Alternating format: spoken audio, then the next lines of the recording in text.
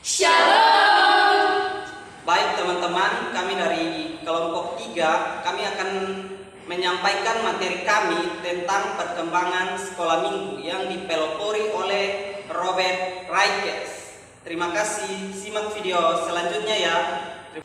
Robert Raikes adalah seorang Inggris yang dikenal sebagai bapak pendiri sekolah minggu.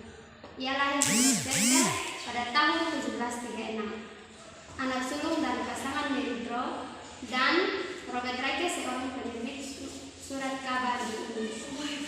Ia dibaptis pada tanggal 28 September tahun 1736 di Gereja Santa Mary di Tripit di Gloucester.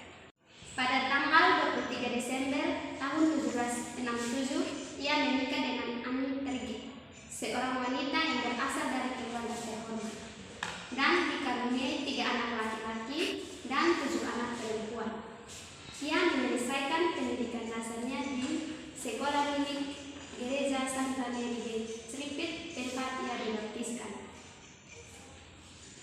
Setelah lulus pendidikan dasar pada usia 14 tahun, ia melanjutkan studi di sekolah katedral Gloucester.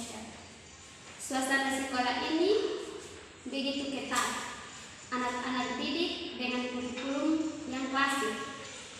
Pada pukul 6 pagi, mereka mengawalinya dengan ibadah. Ibadah dimulai dengan pembacaan mazmur, doa, renungan, dan nyanyian rohani. Di sekolah ini, para murid dituntut menguasai beberapa bahasa, antara lain bahasa Yunani, Latin, dan Perancis. Menyelesaikan pendidikan di katedral Gloucester, Raikes tidak melanjutkan pendidikannya. Ia lebih tertarik pada pekerjaan yang mengikuti ayahnya di bidang percetakan.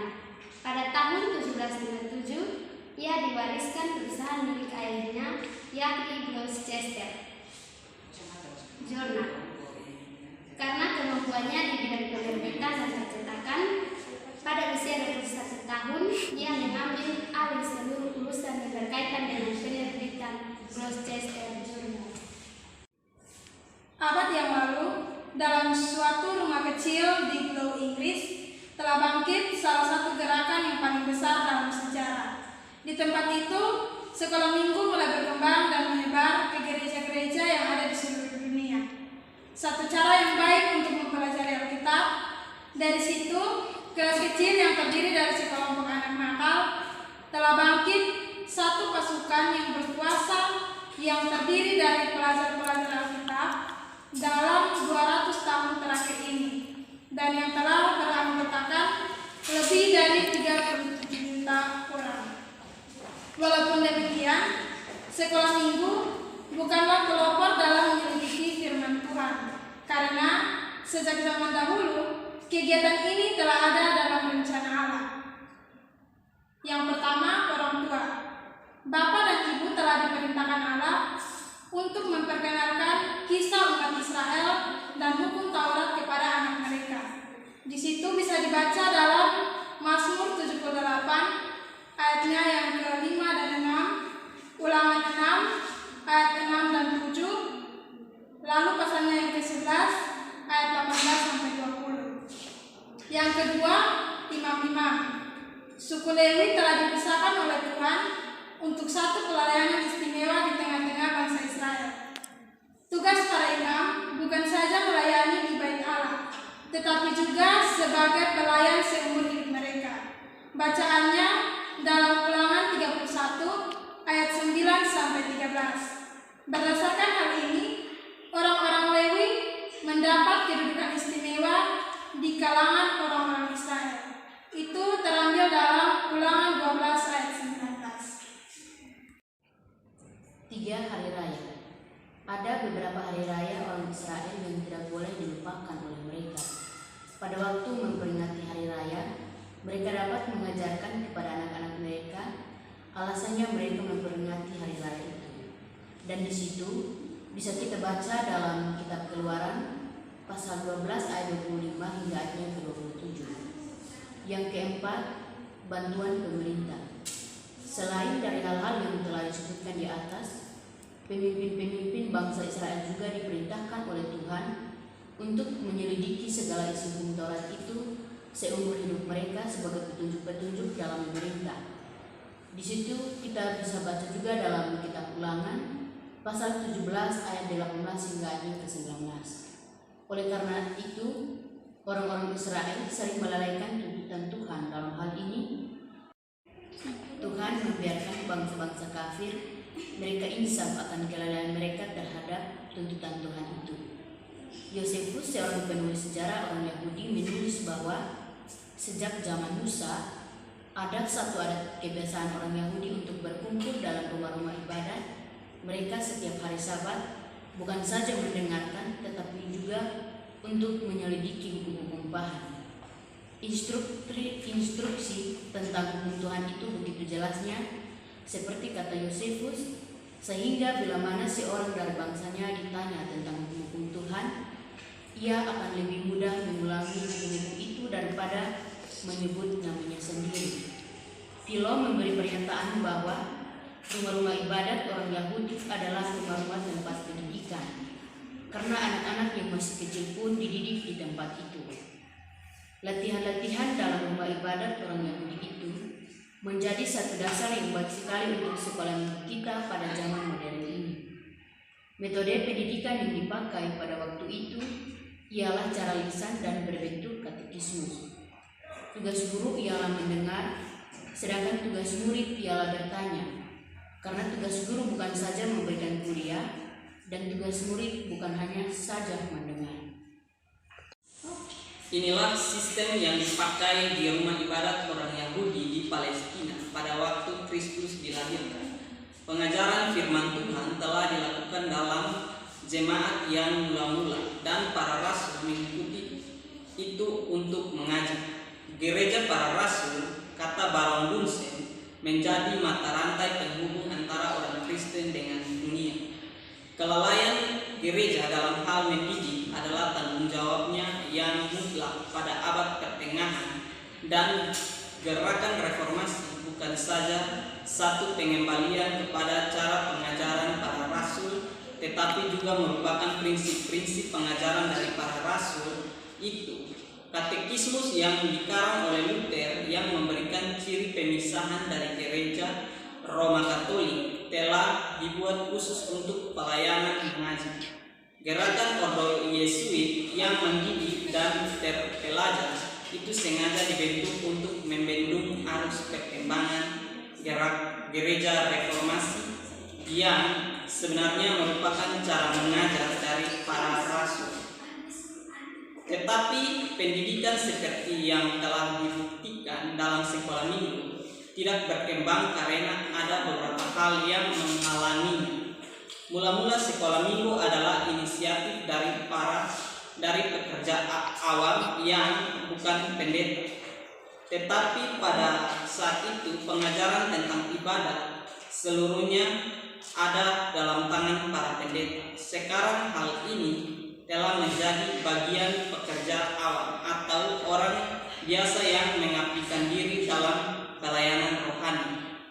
Penghalang yang kedua, sekolah minggu adalah satu lembaga yang hanya diadakan pada hari Minggu saja.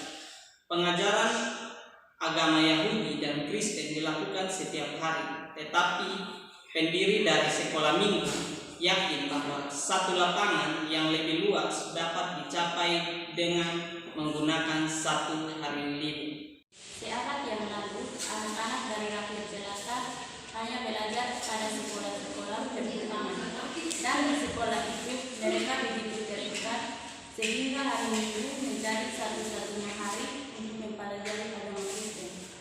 Penghalang yang ketiga, telah ada gerakan organisasi dalam sekolah Alkitab modern. Hal tersebut tidak terbatas kepada usaha-usaha dari satu sekte atau satu daerah, tetapi gerakan organisasi itu berfaedah untuk kemakmuran masyarakat sebagai usaha untuk menggabungkan golongan-golongan yang ada dalam masyarakat. Pemanfaatan bakat-bakat dari pekerja awam dalam berorganisasi justru mempercepat perkembangan sekolah minggu melebihi perkembangan organisasi-organisasi gereja lain. Robert Raikes yang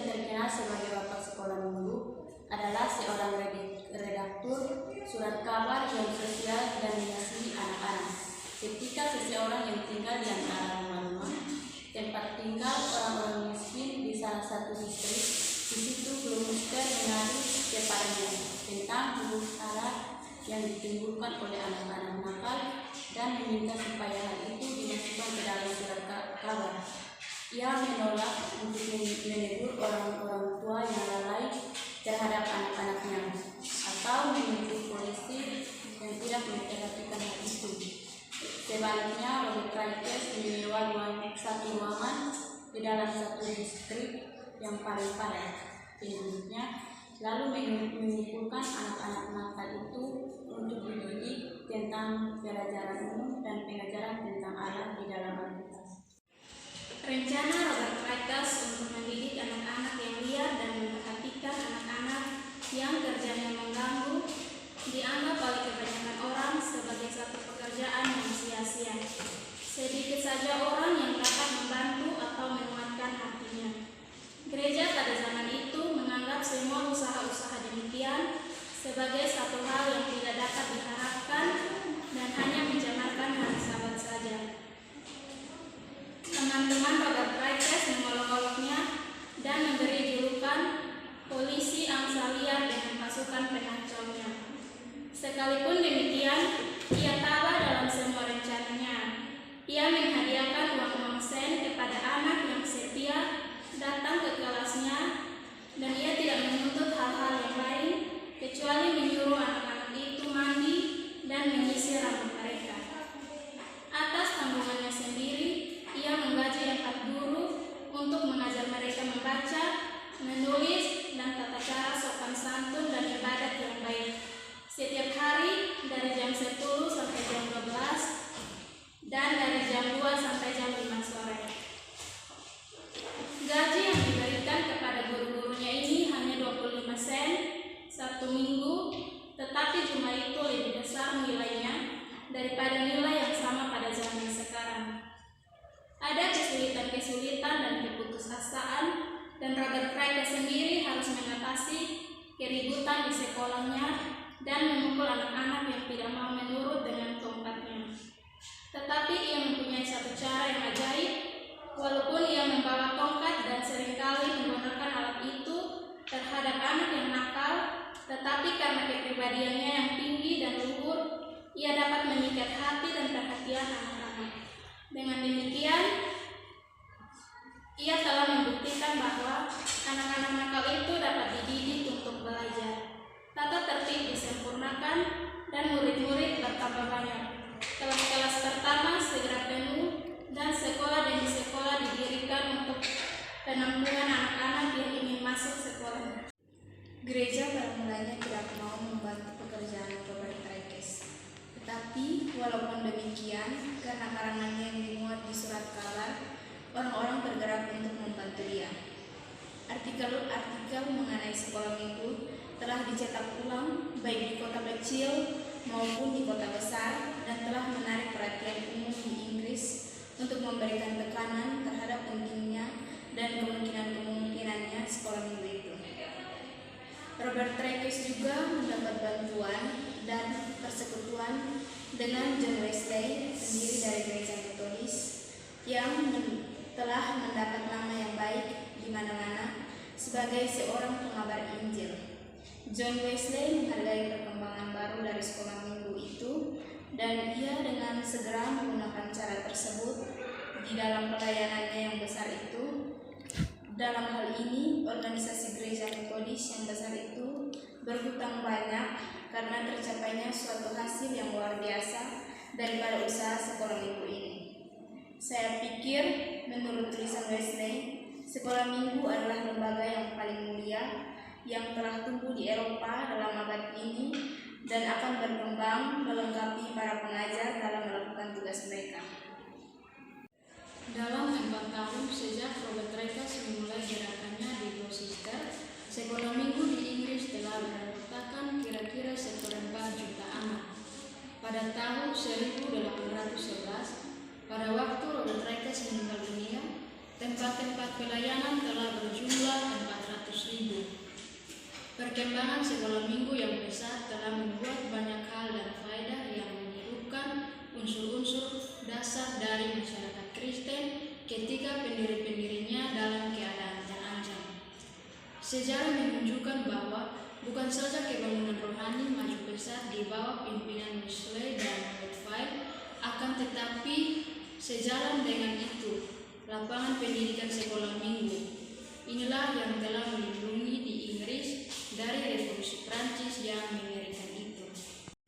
Menurut kelompok kami, semangat Robert Sraikes sangat memberi inspirasi kepada kita bahwa melayani tidak perlu harus disukai banyak orang, melainkan melayani dengan sungguh demi kemuliaan nama Tuhan.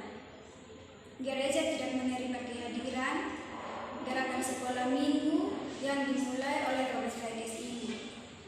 Akan tetapi, karena keinginannya menulis ke berbagai publik dan membagikan visi pelayanan anak ke masyarakat Kristen Inggris,